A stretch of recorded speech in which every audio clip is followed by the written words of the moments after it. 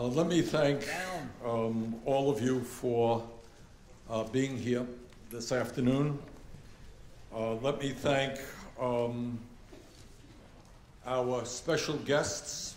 You know, the media likes to talk about the politics of this event, who's supporting it and why and its impact and blah, blah, blah, blah. Down, please. But that's not where the American people are at. The American people want to know what we're going to do to fix a dysfunctional healthcare system which costs us twice as much per person as any other country and yet leaves 28 million people uninsured and even more underinsured. That's what the American people want to know in terms of what we're doing, and that is what we're going to be talking about today.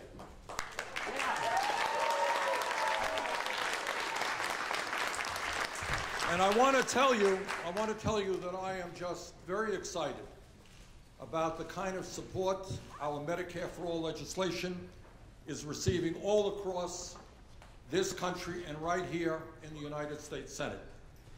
As of today, we now have 16 co-sponsors on this legislation.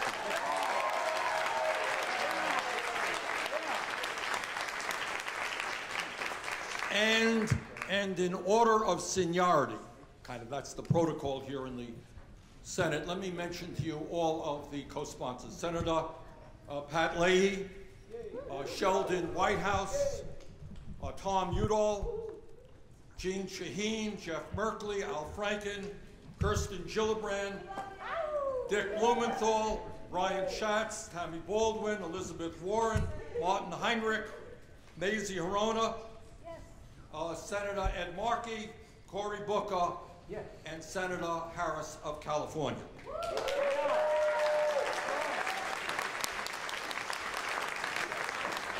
And we also have dozens of grassroots organizations all across America who are going to help us pass this bill. Let me begin by bringing up to the podium some folks who have enormous experience professionally and personally in terms of healthcare. They're going to explain to us and to the many people watching us on live stream as to why we need to move toward a Medicare for All system. Please welcome Dr. Sanjeev Sarimam, who is a pediatrician in Southeast Washington, D.C., and an assistant professor of pediatrics at the George Washington University School of Medicine.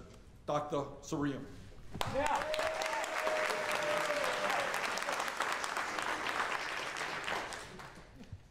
Good afternoon. My name is Dr. Sanjeev Sriram, and I am a pediatrician in Southeast Washington, D.C. For 7 years, I have cared for a patient I'm going to call Sean.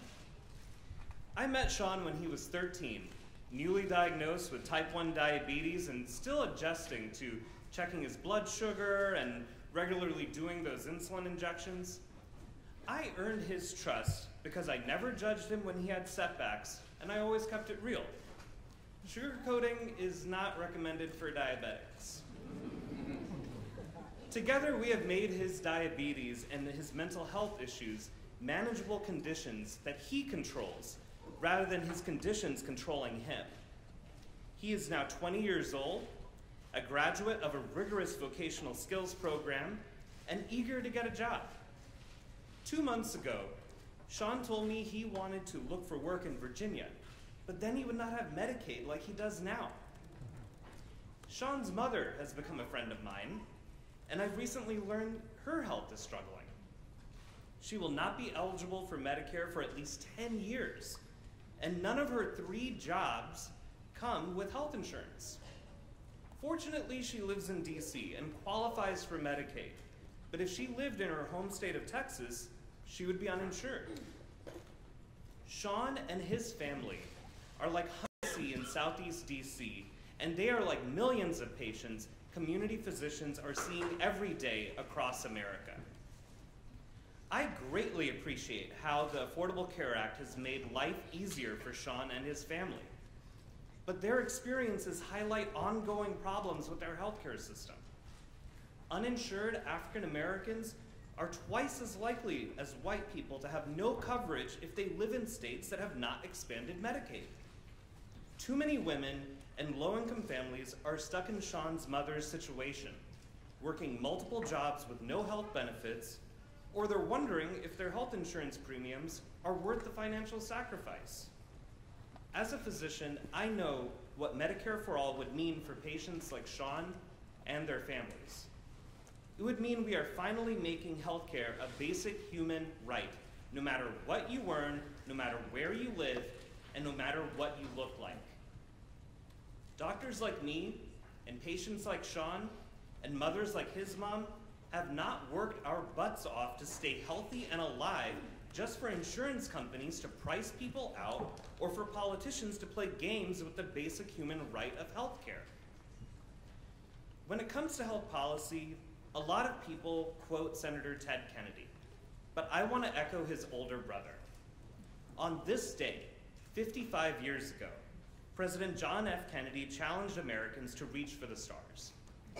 Today, I am asking my fellow Americans to reach for their hearts. We choose to build Medicare for all. We choose to build Medicare for all now and do the other things, like cheaper prescriptions and reined-in healthcare costs, not because they are easy, but because they are hard. Because Medicare for all will serve to organize and measure the best of our energies and skills to improve American healthcare. Because that challenge is one that we are willing to accept, one we are unwilling to postpone, and one we intend to win. Thank you.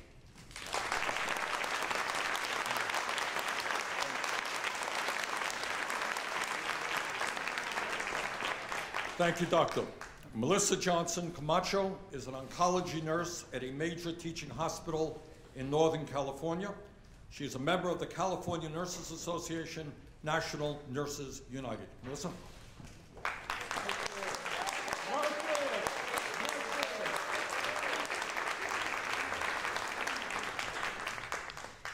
So like Bernie was saying, Senator Sanders, my name is Melissa Johnson Camacho. I've been an oncology nurse for almost 10 years.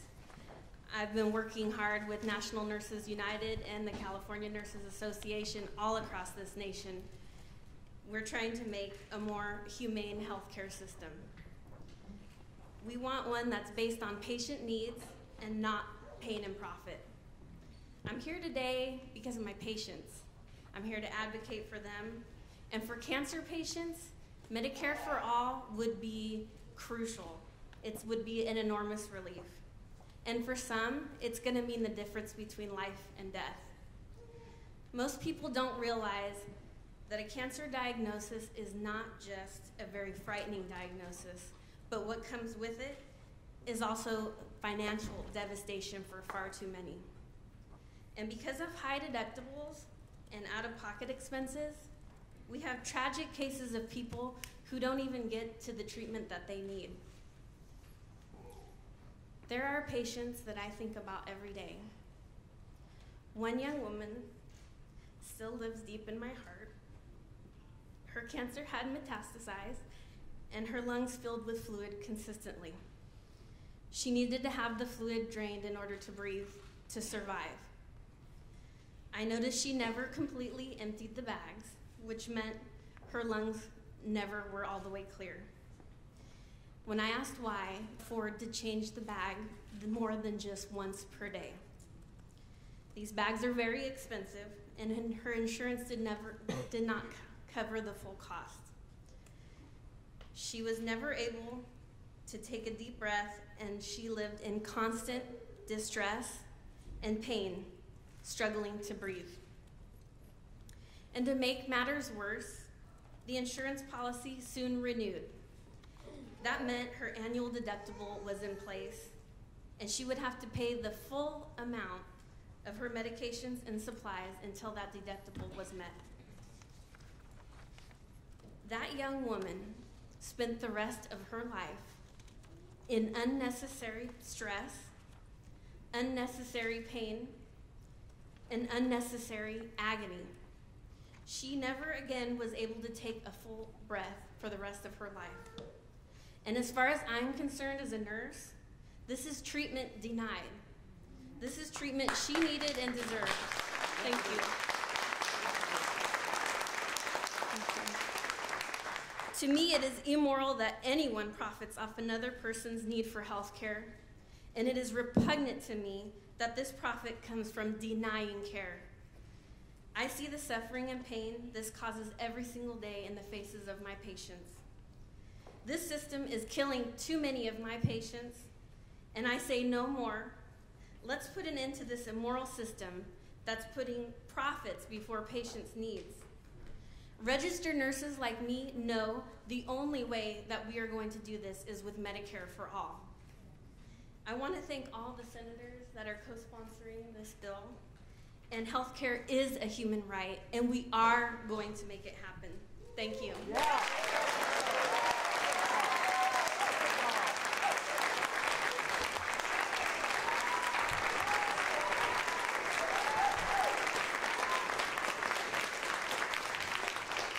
Rebecca Wood is a mother and patient who is sharing her story with us of choosing between her daughter Charlie's treatment and her own.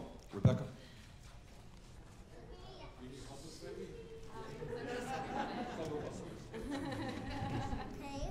Hi, I'm Rebecca Wood. I'm from Charlottesville, Virginia, and this is Charlie.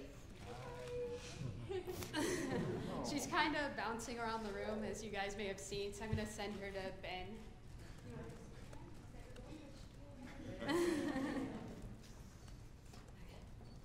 My family's story begins like many.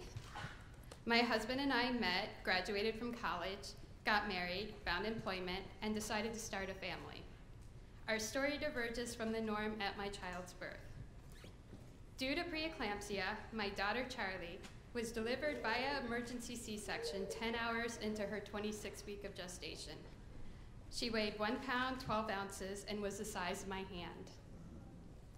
My constant NICU bedside vigil started because I did not want her to die alone. Charlie was tough and a fighter. After 3 months, she was well enough to come home. We thought it was over, but it was merely the end of the beginning for us. Issues from her premature arrival appeared one after another. Each one required treatments and therapies. There was specialty formula, medications, and formula thickeners. After that, she needed physical therapy, speech therapy, occupational therapy, and orthotics. The list grew and continues to grow to this day. Charlie's determination and perseverance served her well. She responded positively to therapy. OT gave her the use of her hands. It's a good thing because she wants to be a doctor. PT made it possible for her to run and jump, as you guys have all witnessed. And speech therapy is why she can talk and say, "Mommy, I love you." Her developmental progress far exceeded initial expectations. However, all of it came at a cost. I had to make impossible choices. Should I pay for her therapy or my exorbitant asthma medication copay? Choices like these aren't impossible, really. I choose to pay for hers and go without mine. One day, I needed an expensive dental procedure. Unfortunately, it was at the same time a therapy payment was due. Charlie's speech was emerging. I was afraid we would miss a window of opportunity in her development if we cut therapy. I chose to pay her therapy payment and put off my dental procedure. The decision cost me dearly. Due to the delay, an infection spread throughout my mouth and jaw. I went to the emergency department because the swelling in my mouth obstructed my airway. After a course of IV antibiotics, I was discharged. The next day, I had all of my teeth pulled, the infection drained, and parts of my jaw scraped away in a 6-hour procedure under local anesthesia. I could not afford to have it done under general anesthesia. I cried the entire ride home afterwards. Stories like mine should not happen anywhere, but certainly not in our country. Our healthcare system is broken. It's time we look to single-payer healthcare as a way of ensuring that families aren't faced with impossible choices like mine.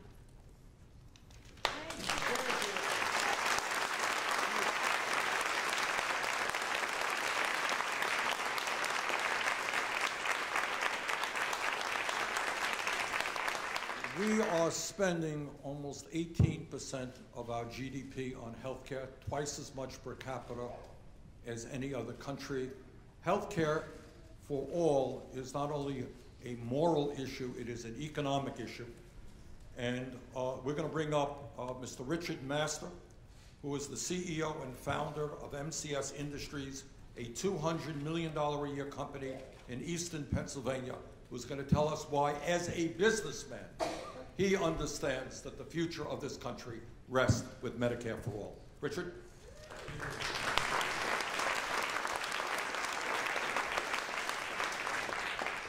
Good afternoon. It's wonderful to be here today.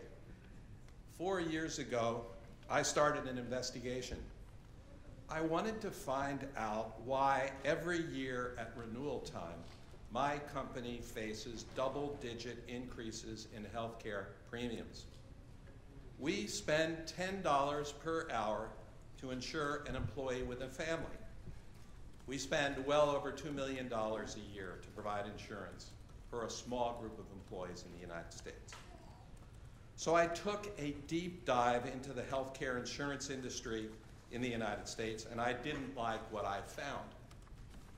Every citizen in this country, regardless of their political leanings, must know the truth about this industry. It is a totally unnecessary middleman whose very existence costs businesses a fortune and adds no value. I produced a documentary called Fix It: Healthcare at the Tipping Point that presents the case in plain English. You should watch it. All of you should.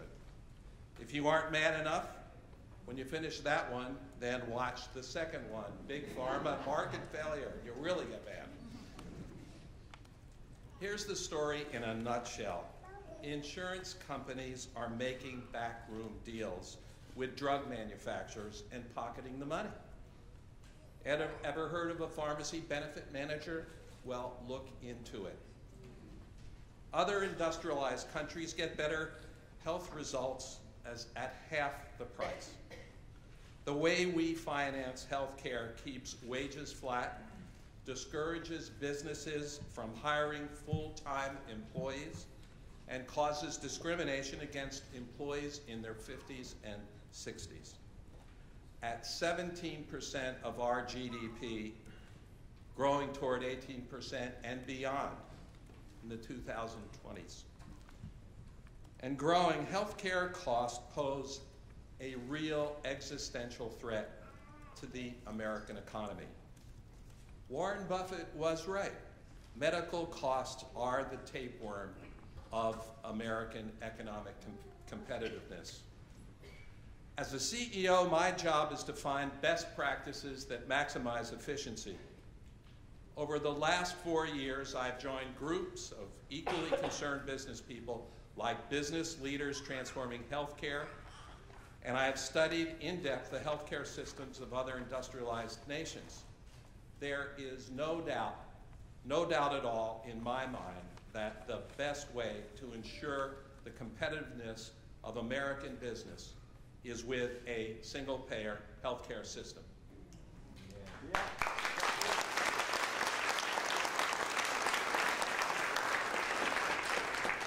Medicare deserves to be the single payer. It provides better results at lower prices, lower cost to our society, with more satisfied customers than any other insurance company in the country. Expanding that coverage to every citizen will improve both the health of our citizens and the health of our businesses. I applaud Senator Sanders and the co-sponsors for introducing this legislation and for embracing this central idea. Let me be clear. The so-called unfettered free market will never deliver the healthcare system we need if we are to remain an economic superpower.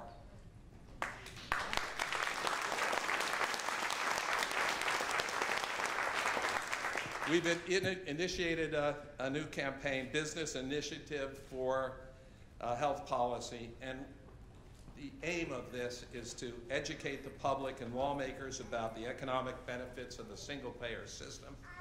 I encourage every member of Congress to leave their ideology at the door and to work with us and with these fine senators to build a Medicare for All system to finance health care. Thank you.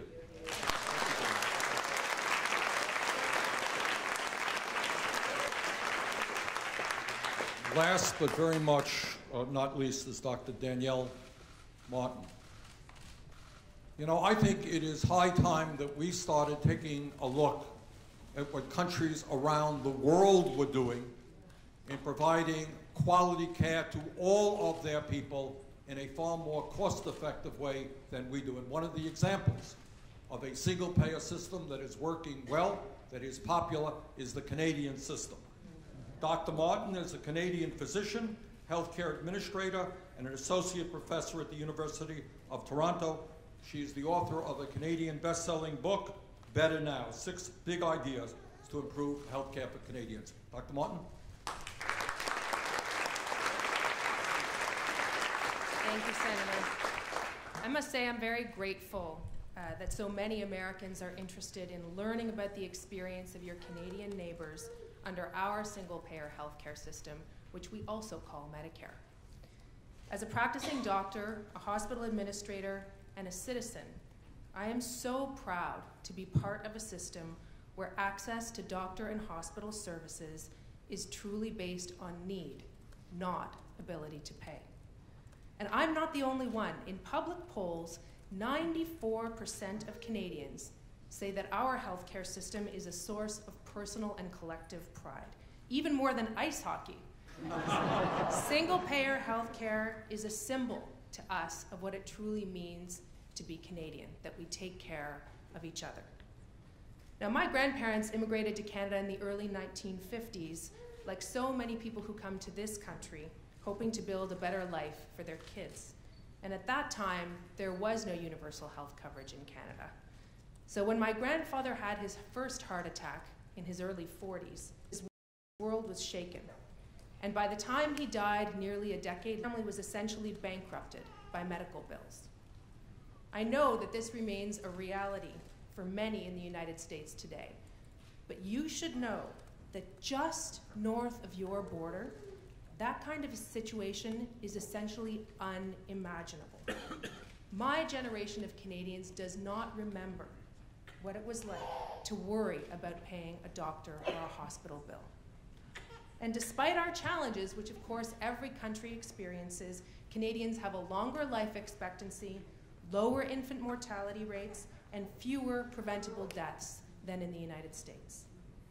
Single-payer healthcare is also, as you know, less expensive. In Canada, our administrative overhead is less than 2% in our public plans, as compared to 18% in the private plans here in the US. We spend just under $5,000 per capita in Canada to cover everyone. You spend nearly $10,000 per capita, and yet tens of millions of people are uninsured. But most importantly, when my patients are sick, I do not need to ask if they have insurance or if they can afford to pay for my services. And throughout my pregnancy, and for the birth of my daughter in a world-class hospital, I was never asked for money, and I never received a bill. I just handed over this card, my Canadian healthcare card, to my doctor, and that was it. I wish that all of my American neighbors could experience the same simplicity in their moments of need. And I hope that the American people will seize this opportunity to declare to each other and to the rest of the world that you do believe access to health care is a human right. Thank you.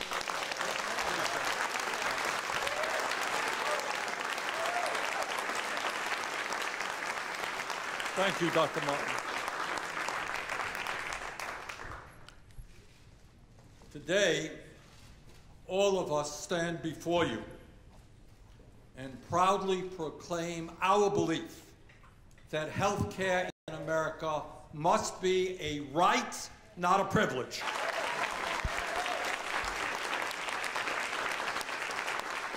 Today, we begin the long and difficult struggle to end the international disgrace of the United States, our great nation, being the only major country on earth not to guarantee health care to all of our people. As proud Americans, our job is to lead the world on health care, not to be woefully behind every other major country.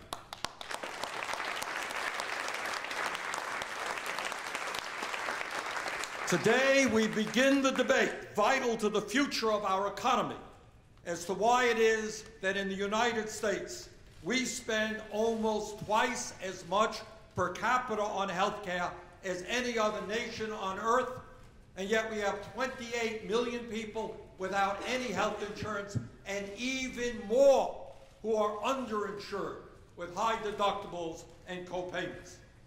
As a result of the incredible waste, bureaucracy, and profiteering in our dysfunctional healthcare system, we are now spending nearly 18% of our GDP on healthcare, $10,000 per person. Incredibly, if we continue the status quo, we will spend an estimated $49 trillion over the next decade on healthcare. That is economically unsustainable for our country. Today, we say the function of a rational healthcare system is to provide quality care to all in a cost-effective way, and not to continue a system which allows insurance companies and drug companies to make hundreds of billions of dollars in profits each year, and to make healthcare industry CEOs extremely wealthy. Further, as you've heard this afternoon, the function of a good healthcare system is to enable people to get the healthcare when they need that healthcare, not to deal with an endless amount of paperwork and to spend hour after hour arguing with insurance companies about whether or not you have the coverage for the procedures that you need. The strengths of a Medicare for All program are not only its universality and its cost effectiveness, it also ends the complexity of a system which adds enormous stress at a time when people need it the least. And today we say to those families in Vermont and in Wisconsin and California and all across this country who are spending $10,000, $15,000, $20,000 a year on health insurance, that we understand insane and unaffordable to be spending that much money simply to protect the well-being of your family. And we're here to tell those families and people all across this country that under Medicare for All, the average American family will be much better off financially than under the current system, because you will no longer be writing checks to private insurance companies. Right.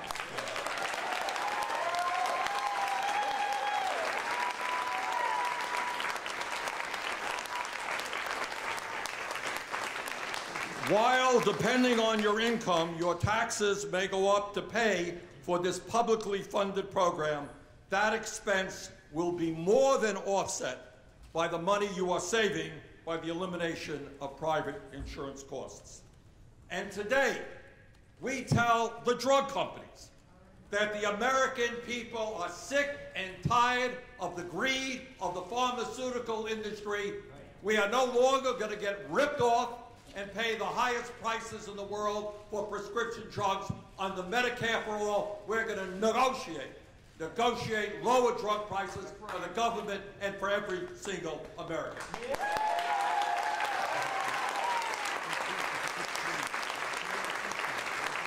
And today we tell the business community, especially small and medium-sized businesses, that we understand that you want to focus on your core business mission, not to spend countless hours worrying about how you will provide health insurance to your workers. And Medicare for All will allow you to do that because all of your employees, by right, will have comprehensive health care. And today we say to millions of workers that you should not have to be stuck in a job that you don't want just because it provides decent health care to your family.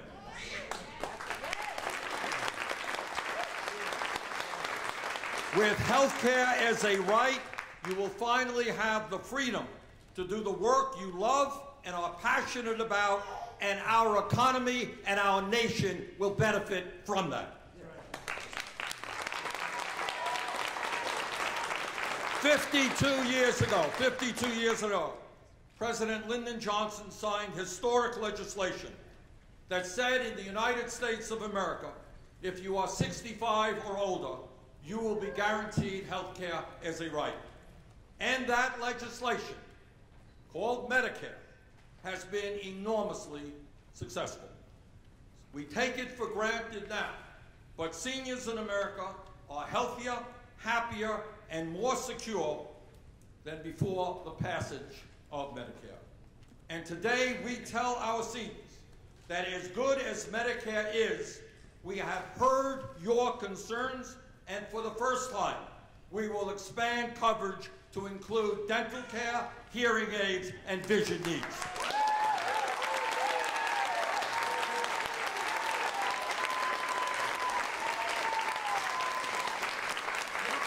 Now let us be honest.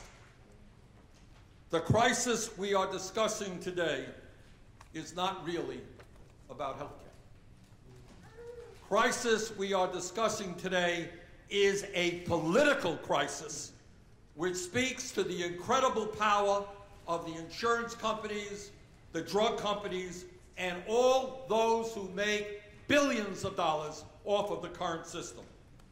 Over the years, these entities have done everything that they possibly can to prevent us from having lower-priced prescription drugs and universal health care. As one example, hear this. Since the pharmaceutical industry alone has spent over $3.6 billion in lobbying and hundreds of millions of dollars more in campaign contributions. And they charge us the highest prices in the world for prescription drugs. Now, I fully recognize that legislation which deals with 1/6 of our economy and over $3 trillion is complex, and that nobody, including those of us who are up here now, have all the answers. Unlike the Republican leadership, which tried to pass massive and destructive health care legislation without one public hearing, our job now is to take this legislation to every state in the country and to hear what the people have to say.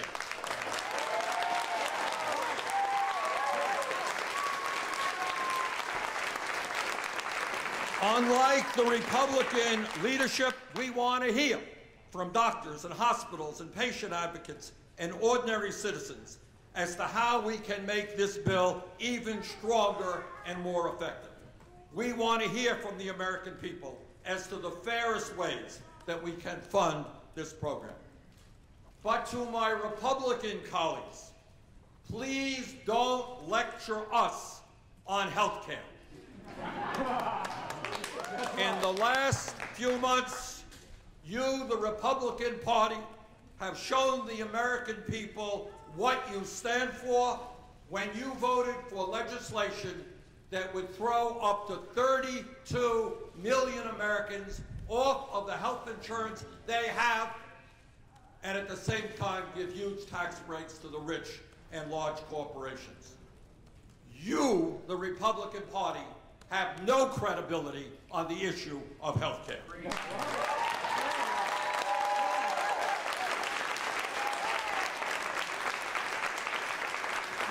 Let me conclude by telling you that I am extremely proud that we now have the support here in the Senate of 16 senators plus myself and a whole lot of folks in the House of Representatives. And importantly, we also have the strong support of dozens and dozens of grassroots organizations and trade unions representing the working people of this country. They know, as we know, that this struggle will ultimately not be won here on Capitol Hill, but through the grassroots activism of millions of Americans who are standing up and fighting back, who are becoming more engaged politically. And when we all stand together, we're going to be able to take on the insurance companies and the drug companies and Wall Street and everybody else, and to do what we should have done decades ago, and finally guarantee health care to all Americans as a right. Thank you very much.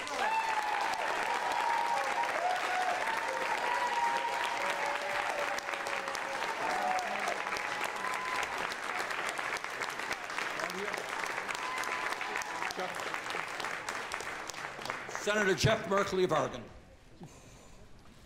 Down, please. We have the most incredibly complex system of health care. Medicaid and Medicare, on exchange, off exchange, self-insurance, workers' compensation, children's health insurance program.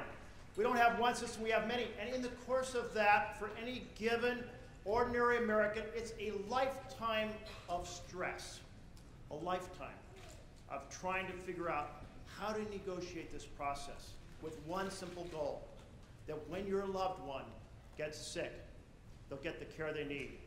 When your child gets injured, they'll get the care they need, and you won't end up bankrupt. Is our current system acceptable? No. Are we ready to fight together and work with grassroots America to change it? Let me tell you that at this very moment, there's folks out there on Oregon Health Plan or the Medicaid in state after state after state, and they're afraid that when they get that additional couple hours a week, they won't qualify anymore. And then how can they sign up for the exchange? And can they sign up in the middle of the year? But then they have an employer who says, well, we'll pay your health care, but only if you pay in a huge amount of money. They say, well, can I do that? But are my children covered? No, they're not. It's stressful, it's inefficient, it's ineffective, and we can do far better with Medicare for all.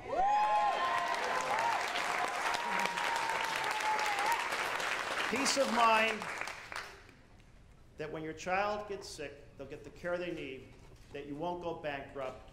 I'm all in on this. Thank you, Bernie, for your leadership, and thank you for all of my colleagues and all of the organizations who are working together to make this happen. Senator Kirsten Gillibrand, New York. Thank you, Bernie. Thank you to Senator Sanders on this, along with all the colleagues and advocates standing behind me.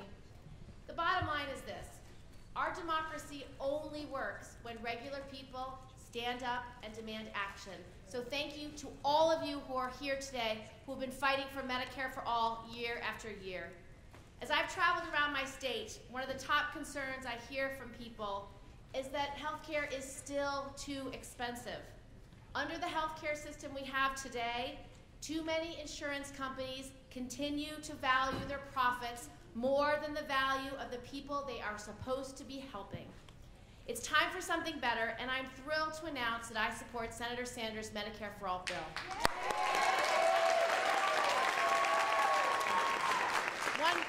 One part of the bill that I worked with my colleagues to put in was the ability for every American to buy into a not-for-profit public option as part of a 4-year transition to get to single payer in this country.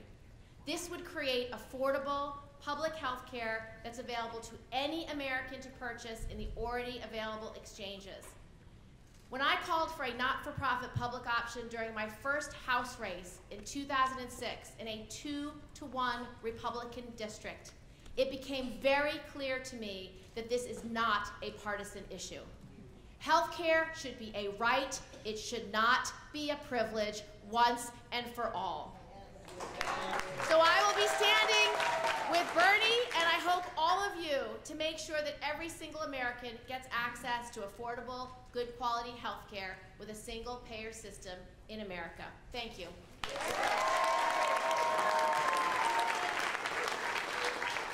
Senator Elizabeth Warren, Massachusetts.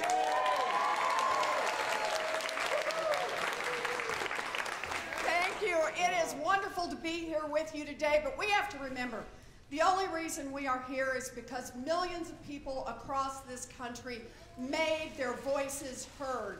They believe that health care is a basic human right worth fighting for, and that's why we're here today. So thank you all. You know, back before I had this job, I had another job where I used to do a lot of work about just trying to understand what was happening to working families across this country and why so many people were going broke. And one of the principal studies that I did along with my co-authors was to introduce an idea called medical bankruptcy.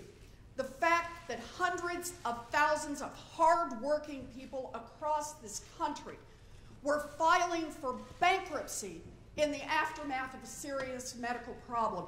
And here was the real shocker in our data. 3 out of 4 of them had health insurance at the onset of the illness or accident that led to their bankruptcies.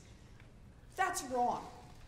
And today, it is an enormous honor to stand with each of you to say never again in America does anyone go bankrupt just because they got sick. Never.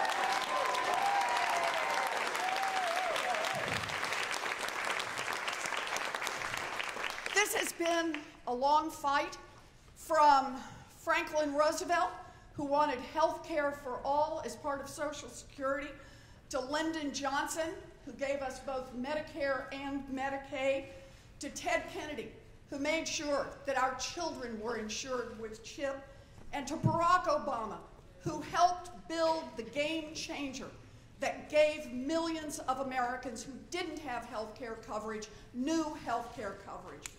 We are here today to take another step. We will not back down in our protection of the Affordable Care Act. We will defend it at every turn. But we will go further.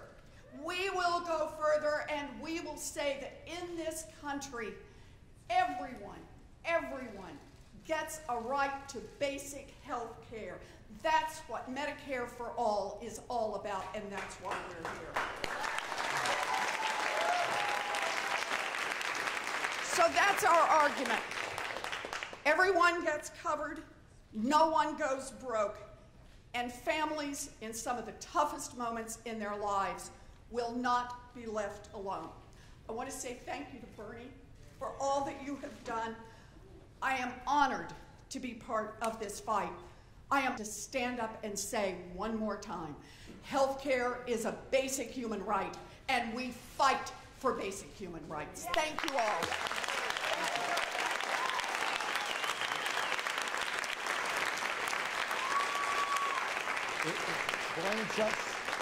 Brian Schatz here? Oh, Brian left. Okay. Brian Schatz of Hawaii had to leave. The other senator from Hawaii is here. All right. And we're going to get to that senator in a second, but let's bring up Kamala Harris of California. Thank you, Bernie. Well, I'm honored to stand with my colleagues and be in a room full of leaders. And this is a moment in time that I think we know is a very significant moment in time for our country, where we, all of us, are standing up and saying, let's just do what's right. You've heard so many folks talk about it because we know it. Listen, no baby is born in America born as a Democrat or a Republican. This should not be thought of as a partisan issue. It's not even a bipartisan issue. This is a nonpartisan issue. Cancer, diabetes, high blood pressure affects folks around our country regardless of whether they're in a red state or a blue state, regardless of their income, regardless of their status. And we should not differentiate in the way that we do public health policy. We should understand everyone, all, should receive the health care they need regardless of where they live, their income, or their zip code. And that's what this bill is about, and I'm proud to co-sponsor it. It is about saying that this is about a right, not about a privilege for a few. And let's be clear, it is not only about what is the right thing to do morally and ethically. it's also smart in terms of the fiscal impact. Taxpayers will benefit. You know, our friends in the private sector, they talk about all the time. If they're asking about, are they being efficient? Are they being effective? They ask that question with 3 letters. What is the ROI? Return on the investment. Well, the taxpayers of the United States deserve a better return on their investment. And when you look at this situation, what we know, the public health model tells us so well. You want to deal with an epidemic? Smartest, most effective, and cheapest way to deal with it is prevention first. If we're dealing with it in terms of early intervention, and certainly if we're dealing with it in the emergency room, it's too late and it's too expensive. Let's give the taxpayers of the United States a better return on their investment, which means Medicare for all. And why? Because Medicare for all stands for the proposition that all Americans from the day of birth throughout their lives will have access to health care. It means understanding that the data tells us somebody with high blood pressure, if they are receiving consistent care, information about what they should be eating, testing and monitoring their blood pressure, we know if we reduce that population who have high blood pressure by just 5%, taxpayers will benefit by $25 billion over the next 5 years. Estimate. Let's look at it in terms of the emergency room. If people resort to the only care they can get in an emergency room, as opposed to monitoring on a daily basis, on a regular basis with a physician that they know and trust, we're looking at, right now in the United States, $35.7 billion a year in unpaid emergency room bills. It's a better return on the investment for the American taxpayer, and that is why I'm proud to stand with my colleagues and friends and support Medicare for all.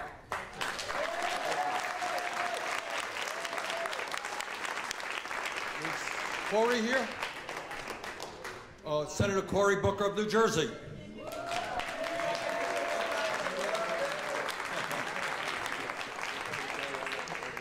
Thank you very much for giving some Jersey love.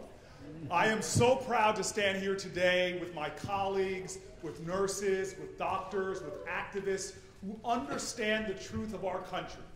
We were founded with incredible ideals, but we were far short from a reality that reflected the spirit of this nation. And every generation of our country has worked to expand access to our foundational ideals.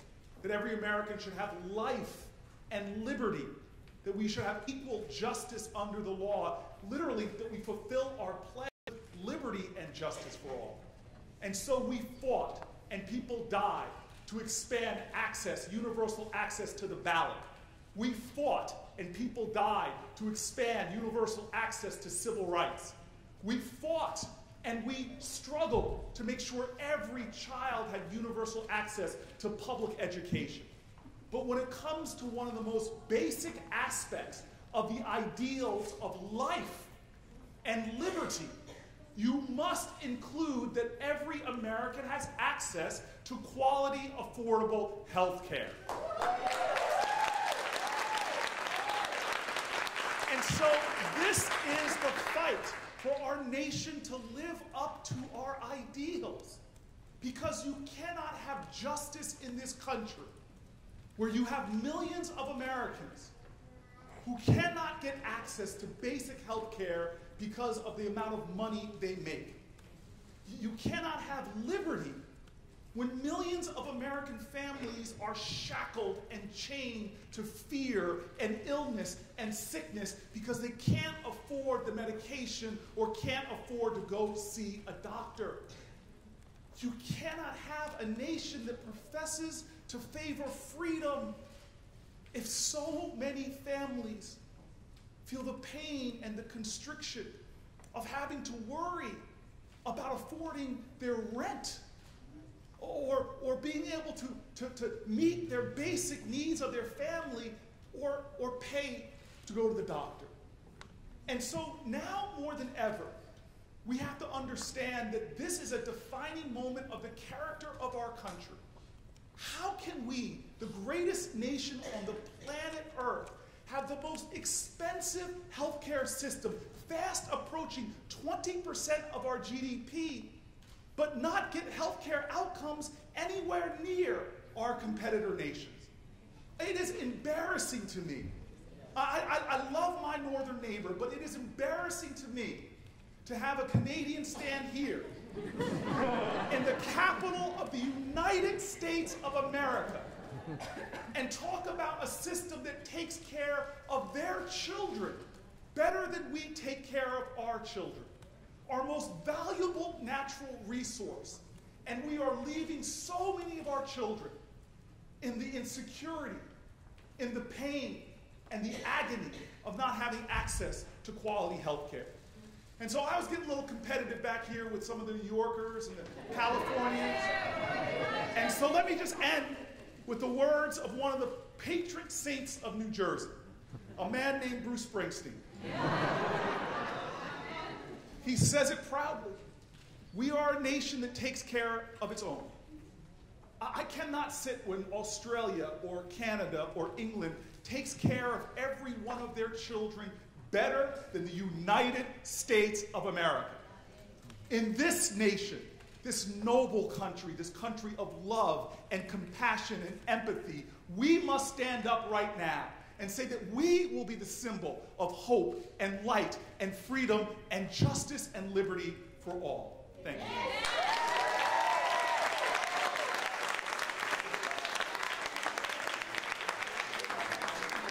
Mazie Hirono is the great senator from Hawaii.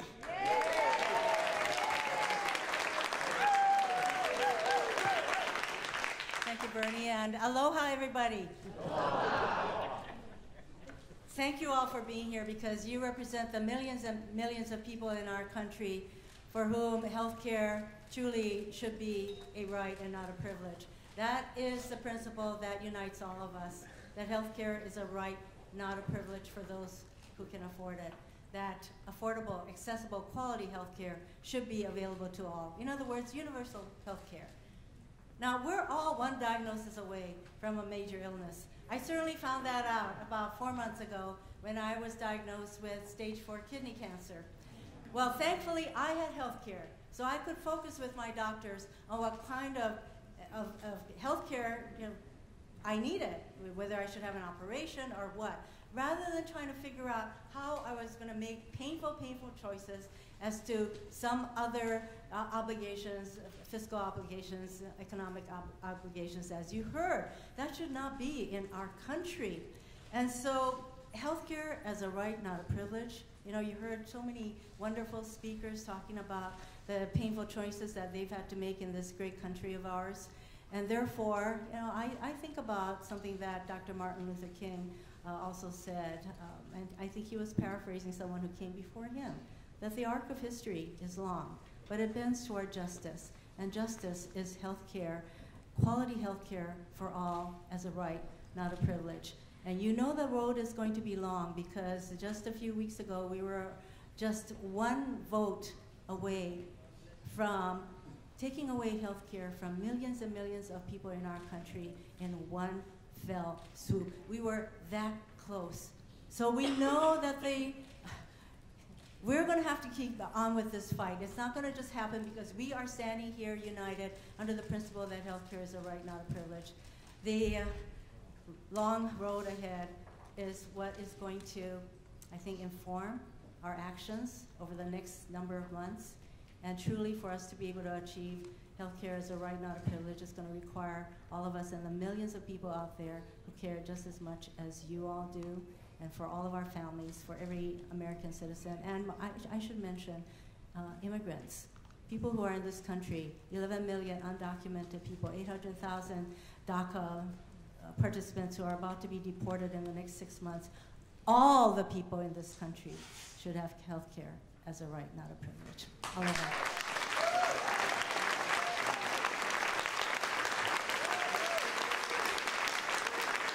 Richard Blumenthal, Senator from Connecticut. Thank you, Bernie. I think I may be the last speaker, and it isn't because I'm the best.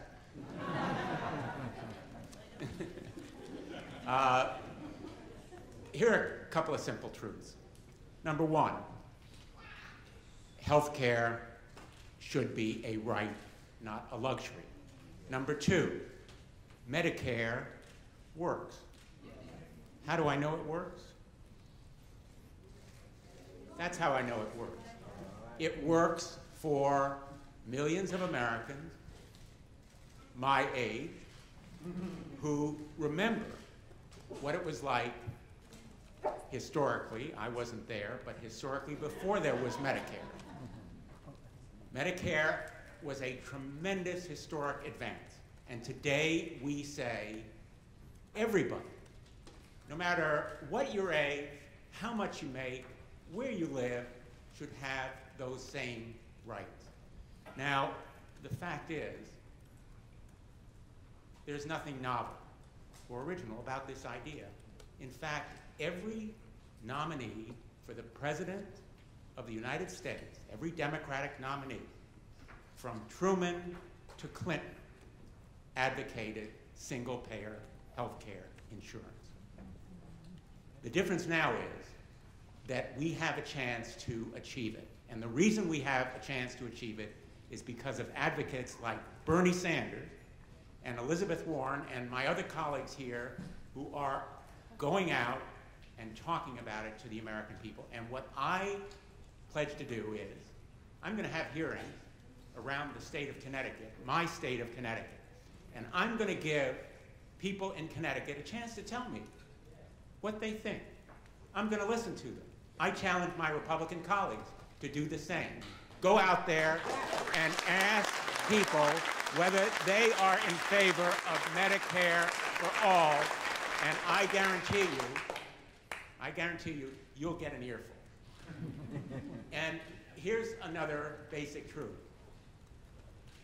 You know, cancer doesn't choose red states or blue states. It doesn't pick people according to their party registration at the polls. It is an equal opportunity killer. Disease doesn't discriminate. And I want to single out two groups of people. Number one, the women of America. They have been denied health care for too long because of restrictions like the Hyde Amendment. Consider the Hyde Amendment history if we pass Medicare for all. And all those other restrictions on reproductive rights. And to our colleagues who talk a lot about the opioid epidemic, there are millions of Americans who will be awake tonight worrying about their spouses, their children, their loved ones, their friends, their coworkers who need and deserve treatment, and they won't get it now. They will under Medicare for all. They need it, they deserve it. Health care should be a right, not a luxury. Access to this basic right is as American as our flag. We are the greatest country in the history of the world. We owe it to ourselves and our children to make sure we have Medicare for all. Thank you. Okay. I want to thank all of our guests who traveled here today to talk about the need for Medicare for all, and all of my colleagues here in the Senate and our friend in the House, and mostly the American people. And here is the simple truth. Our opponents on this issue have the money and they have the power. But if millions of people across this country stand up, get involved in the political process, and fight back, I have no doubt, none whatsoever, that this nation, sooner than people believe, will in fact pass a Medicare for all, single-payer system, and finally, health care will be a right for all in the United States of America. Thank you all very much.